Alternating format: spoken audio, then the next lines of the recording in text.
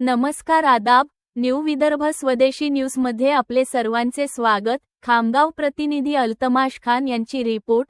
आज दिनांक 18 मे 2026 रोजी खामगाव येथे कोरड्या विहिरीत मृत्यूशी झुंज देणाऱ्या नंदीला एक कॉल प्रॉब्लेम सॉल्व गौसेवकांनी जीव धोक्यात घालून दिले जीवनदान।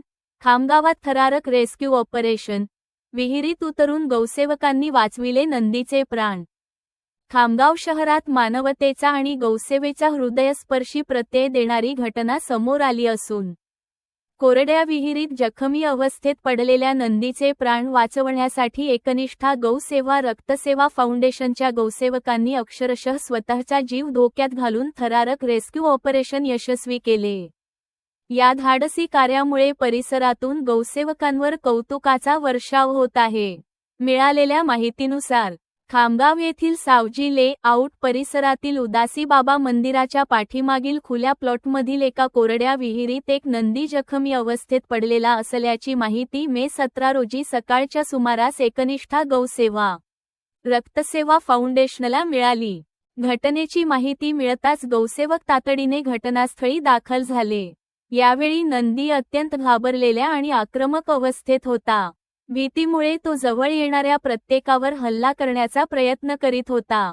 त्यामुळे विहिरीत उतरून त्याला बाहेर काढणे हे मोठे आव्हान बनले होते। मात्र गौसेवक सूरजभैया यादव यांनी कोणतीही पर्वा न करता सकाळी सुमारे 8 वाजता दोरीच्या सहाय्याने थेट विहिरीत उतरून धाडसाचे दर्शन घडविले। विहिरीच्या तळाशी जखमी अवस्थेत असलेल्या नंदीला शांत करत त्याच्या गळ्यात दोरी बांधण्यात आली। अनेक अडचणी, जीवघेणा धोका आणि नंदीच्या आक्रमक हालचालींचा सामना करत अखेर गौसेवकांनी अथक प्रयत्नांनंतर नंदीला सुखरूप बाहेर काढले। या थरारक बचाव मोहिमेमुळे उपस्थित नागरिकांनी सुटकेचा निश्वास टाकत गौसेवकांचे टाळ्यांच्या गजरात स्वागत केले।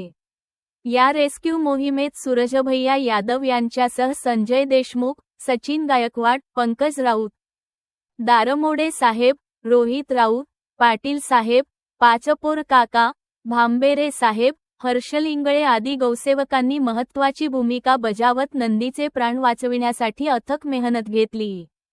गौसेवा हीच खरी ईश्वरसेवा या भावनेतून कार्य करणाऱ्या या गौसेवकांच्या धाडसी कार्याचे सर्वत्र कौतुक होत असून मानवतेचा जिवंत संदेश देणारी ही घटना खामगाव शहरासाठी प्रेरणादायी ठरत आहे, अशी माहिती रवींद्र दीपके यांनी प्रसिद्धी पत्रकाद्वारे दिली।